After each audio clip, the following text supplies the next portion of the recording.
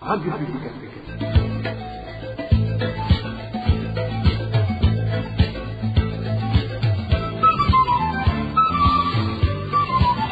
Radio Publique Africaine.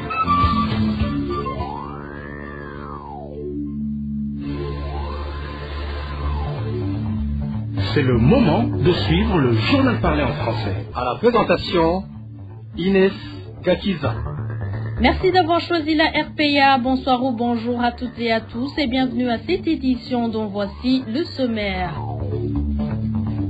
La privation des soins de santé aux prisonniers politiques est faite sciemment afin qu'ils meurent de maladie. Le président de la PRODH hausse le ton et accuse les autorités burundaises d'en être responsables. Le chef de zone Mougoné est pointé du doigt par ses administrés pour injustice, extorsion de fonds et perception de pots de vin. Ils alertent ses supérieurs. Et enfin, la pénurie de carburant à l'origine de décès à Ruyigi. Faute de carburant, les malades nécessitant des transferts urgents décèdent en raison du manque de moyens de déplacement. Voilà pour le sommaire et dans quelques poussières de secondes, ce sera le développement de ces titres. Encore une fois, bonsoir ou bonjour. Commençons par la page droits de l'homme.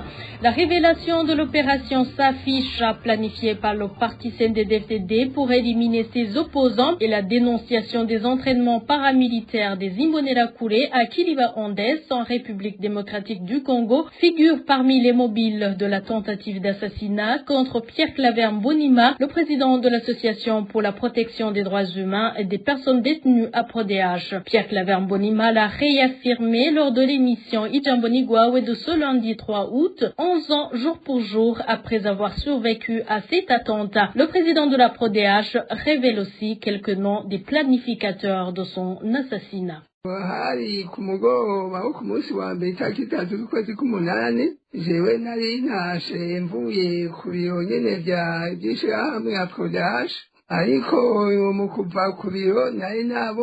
Le soir du 1er août, je rentrais du bureau de l'association à PRODH. En quittant le bureau, j'avais déjà remarqué des signes inquiétants, d'autant plus que depuis plusieurs jours, il se disait qu'on préparait mon assassinat. Je connaissais la personne qui m'a tiré dessus. Elles étaient déjà présentées à mon bureau. On la surnommait Family. Quant au commanditaire, je les connais. Il y avait Berthe Gahungu, que je connaissais lorsque nous vivions à Tchalama. Il y avait aussi un certain Nyamitwe qui dirige le groupe Kazungu ainsi qu'une autre personne actuellement en prison dont j'ai oublié le nom. Les dossiers pour lesquels on m'a volé étaient nombreux. Vous savez que j'avais révélé un projet que beaucoup ignoraient appelé Safisha. Lorsque j'en ai parlé, je détenais les noms des personnes qui avaient planifié des assassinats. Elles avaient déjà tué une trentaine de personnes et prévoyaient d'en éliminer plus de 130 personnes. Vous vous souvenez qu'on m'avait convoqué au parquet pour m'interroger sur ce projet Safisha. Je leur ai expliqué de quoi il s'agissait et lorsqu'ils m'ont demandé des preuves, je leur ai remis des noms ainsi que la liste des personnes déjà tuées. Cela les a fortement dérangés. Tout cela est aussi lié au sinistre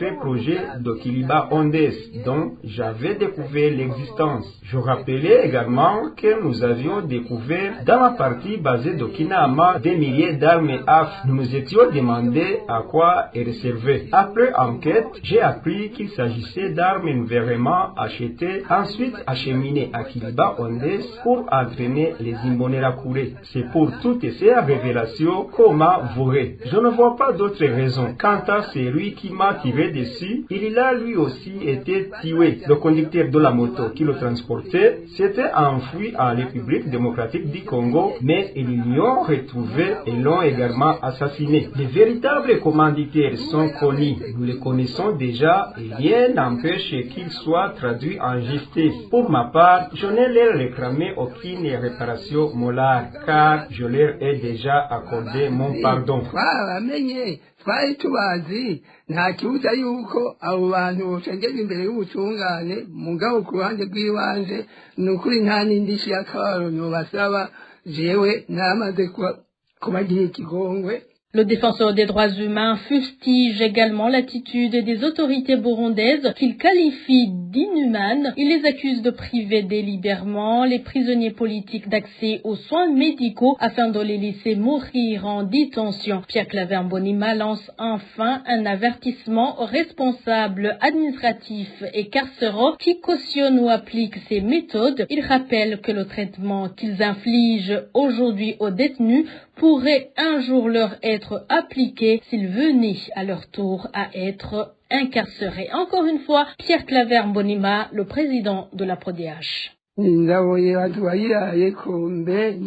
Seule la personne qui a vécu une telle situation peut comprendre ce que cela représente. Cela m'est arrivé lorsque j'étais détenu à la prison de Mimba. On refusait de m'amener à l'hôpital. Il a fallu l'intervention des avocats qui m'assuraient ma défense. Puis que l'affaire soit évoquée auprès des ambassades avant qu'on accepte finalement de me faire soigner. Croyez-vous qu'ils l'ont fait de leur plein gré? Ils y ont été contrés sous pression. À cette époque, les ambassades avaient encore une véritable influence. Les États-Unis, la Belgique, la France et l'Allemagne sont intervenus et c'est seulement alors que j'ai pu être conduit à l'hôpital. Quand on refuse à quelqu'un le droit de se faire soigner, qui prend une telle décision? Ce ne sont pas des simples agents. Seules des personnes influentées peuvent donner entre autres un petit responsable ne pourrait jamais empêcher un détenu d'aller à l'hôpital. Au contraire, il lui donnerait l'autorisation et organiserait son transfert. Certaines personnes avaient clairement décidé de m'empêcher d'être soigné. On disait qu'il meurt, ça sera mieux. On dirait qu'il est mort de malade et non que nous l'avons tué. Si nous n'avions pas dénoncé la situation, l'ancien Premier ministre Alain Guillaume Bunyoni n'aurait pu être que 3 ou 5 jours à vivre. J'avais alors déclaré, s'il y avait une chose avec laquelle il ne fallait pas jouer, c'était bien à la prison. Personne ne sait comment il y entre, ni comment il en ressort. Lorsque Domitie et Kadege ont été arrêtés, nous nous connaissons déjà. À leur arrivée à la prison de Mimba, ils sont venus me voir et m'ont dit, voilà la situation. Si vous étiez venus plus tôt, vous aurez trouvé ces murs encore blanchis à la chaux.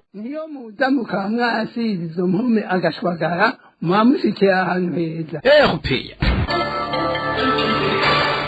Et c'est toujours le journal de la RPA, page gouvernance à présent. Le budget de l'État au Burundi s'échappe à tout contrôle, tandis que le bien-être du citoyen ordinaire stagne. Ces points ont été soulevés ce jeudi par Parsem, une organisation qui œuvre pour le changement des mentalités des Burundais. Selon Faustin Ndikumana, président de Parsem, la principale cause de la pauvreté au sein de la population est la hausse incontrôlée des prix. Parallèlement, le gouvernement continue d'augmenter ses dépenses sans se soucier du bien-être de la population qu'il dirige, alors même que divers produits de première nécessité sont raréfiés dans le pays.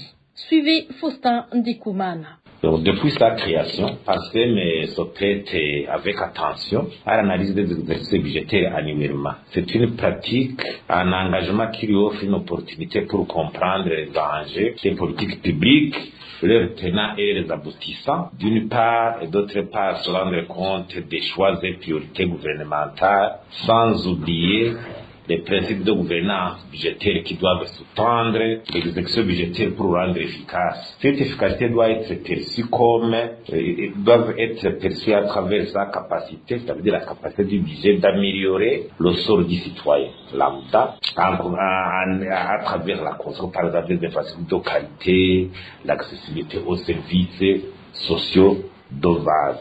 Cependant, depuis 2020, un discours de la part des autorités en faveur des réformes économiques pour relancer l'économie, lutter contre la pauvreté et la faim a été intensifié. Des budgets se sont succédés depuis 2021 jusqu'en 2026. Pour l'instant, le ministre vient de lancer, donc, comme je l'ai dit, l'activité budgétaire. Cependant, si on analyse, on constate une augmentation vertigineuse des montants des exercices budgétaires, alors que la situation économique ne s'améliore pas. Dans certaines circonstances, elle stagne ou recule. On se pose alors la question. On ne devait pas venir chaque année chanter des nouvelles taxes, des montages et des montants sans se poser une question. Est-ce que ça contribue à améliorer le sort du citoyen lambda au Burundi? C'est ça la question fondamentale. On ne comprend pas pourquoi le secteur primaire, vous savez, il est causé par l'agriculture et l'élevage. Le taux de croissance du secteur primaire est de 1%. Même en 2025, le taux de croissance du secteur primaire a diminué, a reculé de 0,2%. Parfois, la production vivrière augmente de 0,8%. Alors, on demande tous les moyens qui sont mobilisés dans le secteur agricole, subventions à engrais, les fonds alloués aux coopératives sanguines avec des résultats médiocres du secteur primaire. Ce sont les données. C'est une question. Je dis que depuis 2020, le gouvernement intensifie un discours en faveur de l'amélioration et des contre-pauvreté. Le budget en 2021 tournait autour de 1500 milliards de francs. Aujourd'hui, nous sommes à 7000 milliards. Ça veut dire que le budget vient de se multiplier environ 5 fois. Mais la situation ne s'améliore pas. Selon Faustin Ndikumana, les citoyens burundais ne réaliseront jamais de progrès significatifs sans aucune restructuration des dépenses publiques. Ainsi, il exhorte le gouvernement et plus particulièrement le ministre des Finances à prendre des mesures décisives pour veiller à ce que les dépenses publiques soient en adéquation avec les besoins quotidiens des citoyens et avec le développement. Encore une fois, Faustin Ndikumana, président de PARSEM. Ici, au niveau du PARSEM, on a décidé d'envoyer une lettre au ministre des Finances, vous la voyez, contenant les recommandations. Sans amélioration de la gouvernance budgétaire, la situation ne s'améliorera jamais. Il y a des pratiques aujourd'hui budgétaires qui ne sont pas abandonnées. Donc cette pratique faut le de cette médiocrité au niveau du résultat dans l'exécution budgétaire. On demande au gouvernement comment, par exemple, dire à un citoyen lambda que maintenant le budget est à 7000 milliards avec un service de transport comme il est aujourd'hui, la gestion du camion. Est-ce que vraiment c'est lié? Ministre des Finances, mais les affaires de cette fonction ne sont pas payées. Si on analyse le récent tableau de l'Assemblée nationale sur les préoccupations de la population, on y trouvait la pénurie d'engrais, la pénurie de médicaments, l'insuffisance des médecins et d'enseignants, les problèmes judiciaires, l'insuffisance du matériel scolaire, la vétusté des routes, la rareté du carburant, la hausse des prix, l'insuffisance d'électricité, la constitution des bureaux non encore d'achevés, l'insuffisance d'eau potable, l'électricité, l'insuffisance d'engrais. Tous ces problèmes, on les mentionne malgré l'augmentation des habitudes et d'endetté. C'est une question fondamentale. Consommer au gouvernement. Il faut une analyse, une étude approfondie pour débattre sur cette question fondamentale. Pourquoi? Bon, c'était Faustin Ndikumana, président de PARSEM, Parole et Action pour le réveil des consciences et l'évolution des mentalités. Je vous l'avais dit au début, le chef de la zone Mubone, située dans la commune Mugeri en province Bujumbura, est vivement mis en cause par ses administrés. La population l'accuse d'injustice, d'extorsion de fonds et de perception systématique de peu de vin à chaque demande de service. Les habitants de la dite zone lancent un appel pressant aux autorités compétentes, à commencer par l'administrateur communal, afin que toutes les mesures nécessaires soient prises pour mettre un terme définitif à ces malversations. Les détails avec Digne Karondo. Chef de la zone Mubone, accusé de nombreuses pratiques de mauvaise gouvernance, notamment de corruption, d'abus d'autorité et d'injustice à l'égard de la population, est appelé Martine Nahayo. D'après nos sources, elle délivre des quittances dépourvues de signature officielle et attribue des convocations sans documents authentifiés. Encore, toute association souhaitant exercer ses activités dans cette zone est contrainte de verser une somme d'environ 10 000 francs burundais, présente présentés comme des frais de signature. Les mêmes sources l'accusent aussi de faire arrêter des personnes sans motif valable afin de les contraindre à payer des pots de vin pour recouvrer leur liberté. Il a également ordonné la libération des personnes interpellées pour détention de chanvre sans les présenter devant la justice après avoir reçu un pot de vin de 350 000 francs burundais. Une autre chose, toute personne souhaitant faire signer sa carte d'identité est obligée de verser un pot de vin. De même, pour déclarer la naissance d'un enfant, sous prétexte que les registres de l'état civil sont déjà remplis. Martine Nahayo est également accusée de ne pas associer les autres responsables de la zone à la gestion administrative. Nos sources indiquent que l'administrateur communal de Mugere est informé de cette situation. Elle rappelle qu'au cours du mois de juin dernier, une mission dépêchée par ce dernier s'est rendue à la zone Mubone afin de vérifier ces allégations. À l'issue de cette émission, Martine Nahayo a été sommée de rembourser notamment les sommes perçues auprès des associations au titre des prétendus de frais de signature. Toutefois, selon les mêmes sources, aucune mesure corrective n'a été prise depuis lors. Les habitants s'interrogent sur les raisons pour lesquelles l'administrateur ne la suspend pas de ses fonctions malgré la gravité des accusations. Ils se demandent également si le procès verbal issu de cette mission d'enquête est effectivement parvenu à l'administrateur ou s'il aurait été bloqué par certaines personnes impliquées dans ce dossier. Les habitants demandent avec insistance aux autorités compétentes de prendre les mesures nécessaires pour mettre fin aux pratiques qu'ils dénoncent dans les zones. À la rédaction de la RPA, nous avons tenté de joindre par téléphone Martine Nahayo, chef de zone Mubone, pour recueillir sa réaction, mais son téléphone sonnait sans que personne ne réponde. Merci Digne. Kalondo est dans la province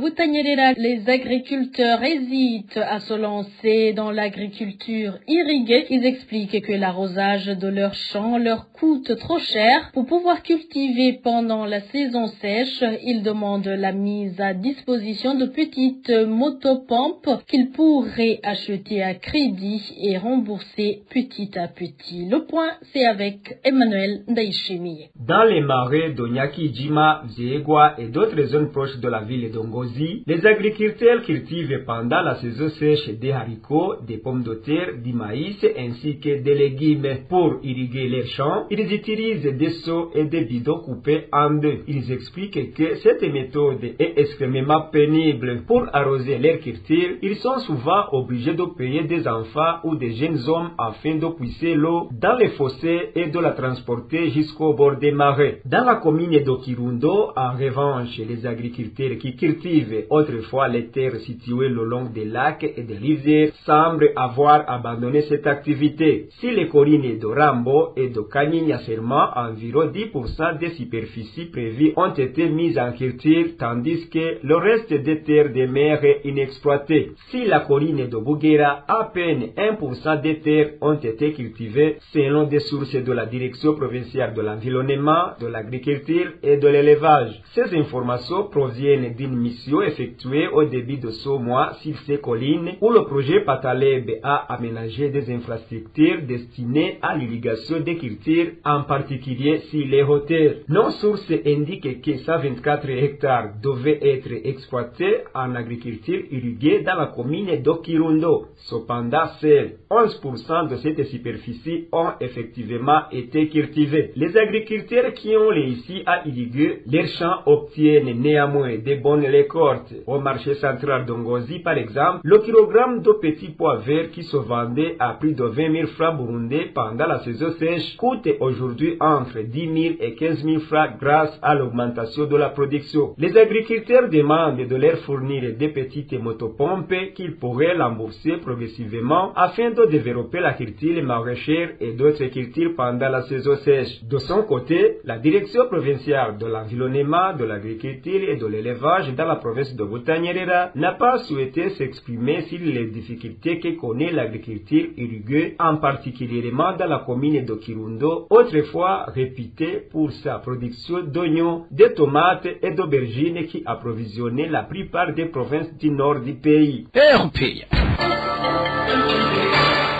Les pompes à essence sont à sec depuis 3 semaines dans la ville de Ruyigi en province Vuhumuza. Face à cette situation, les conséquences dramatiques ne cessent de s'accumuler. Sur le plan sanitaire, des malades nécessitant un transfert d'urgence vers les hôpitaux perdent la vie faute de transport. Parallèlement, les tarifs de transport en commun connaissent une hausse spectaculaire. Reportage signé Balthazar Miwuru. Les 5 stations-service de la ville de Ruyigi n'ont plus de carburant. Il n'y a ni essence ni mazout. Selon une source locale, cette situation dure depuis 3 semaines. À cause de cette pénurie, le prix du transport a beaucoup augmenté.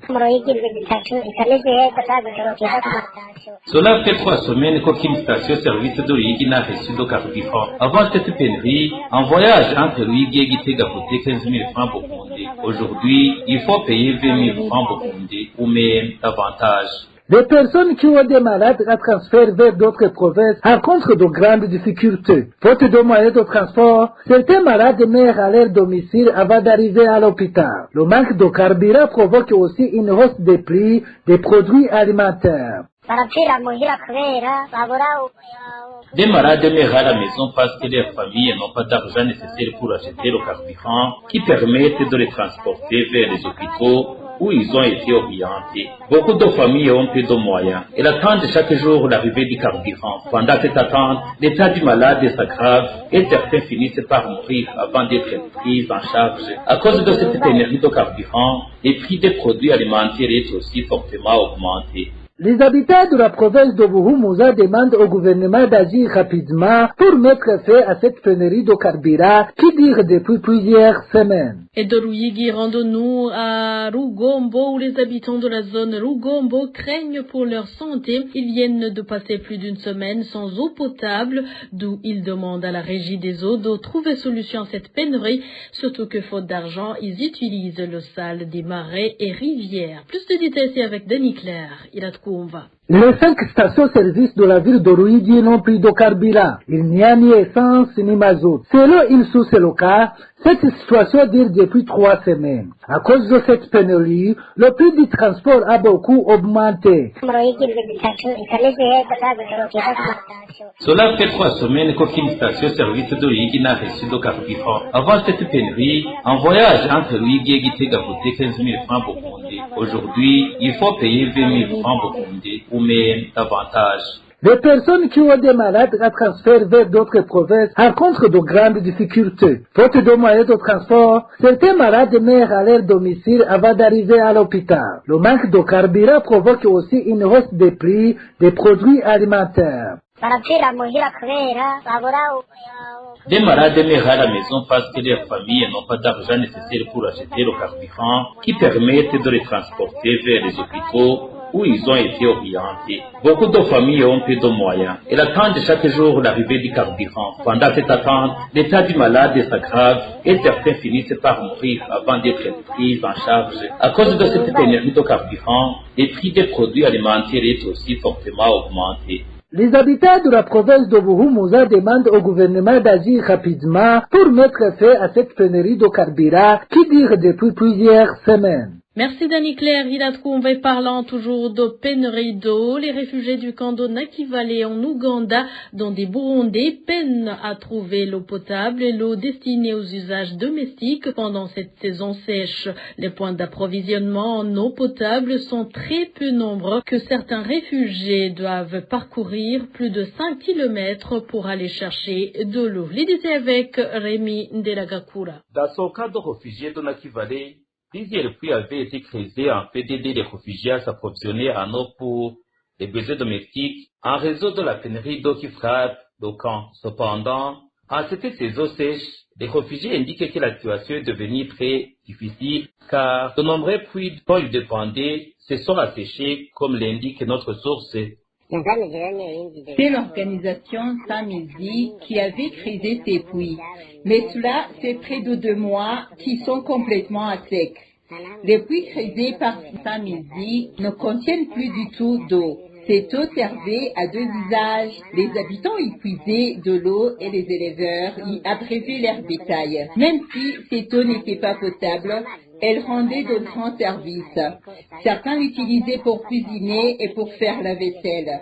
La majorité des réfugiés sont désormais obligés d'aller puiser de l'eau au lac Nakival, situé à environ 8 km. C'est une situation vraiment difficile. À ce qui concerne l'eau potable, la situation est encore plus préoccupante. Les réfugiés dont moins de 5 villages sont contraints de partager un seul point d'eau. Certains réfugiés doivent parcourir plusieurs kilomètres pour y accéder, selon notre source. Le problème n'a toujours pas trouvé de solution. Aujourd'hui, la situation est encore pire. Les habitants parcourent plus de 5 km pour trouver de l'eau. Il n'y a qu'un seul robinet situé près du poste de police. Les habitants de plus de 6 villages s'y approvisionnent en eau potable. Ceux qui s'y rendent à vélo représentent moins de 5% des usagers. Imaginez plus de 5 villages dépendant d'un seul robinet d'eau. Les files d'attente sont interminables. Certaines personnes arrivent à 10 heures du matin et ne repartent qu'aux alentours de 14 heures. Vous comprenez donc à quel point la situation est difficile.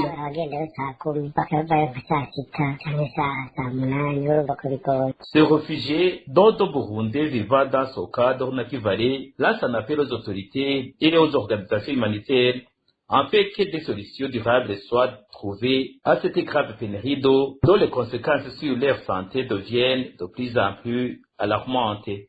Merci à toi aussi, Lemine Delagakura et Sport pour clore cette édition. Ce jeudi a eu lieu le tirage au sort pour la participation des clubs représentant leur pays dans les compétitions de la CAF. L'Aigle Noir affrontera le club soudanais d'Al Hilal en Ligue des champions africaines. Le match aller se déroulera au stade d'Intwari et le match retour se jouera à Kigali au Rwanda où cette équipe accueille ses matchs à domicile dans la Coupe de la Confédération qui rassemble les vainqueurs des coupes nationales. Lukinzo affrontera l'équipe sud-africaine de Durban City. Ces rencontres sont prévues entre les 4, 5 et 6 septembre. Voilà, chers auditeurs, nous arrivons à bon port. Merci pour votre aimable écoute. À la prochaine.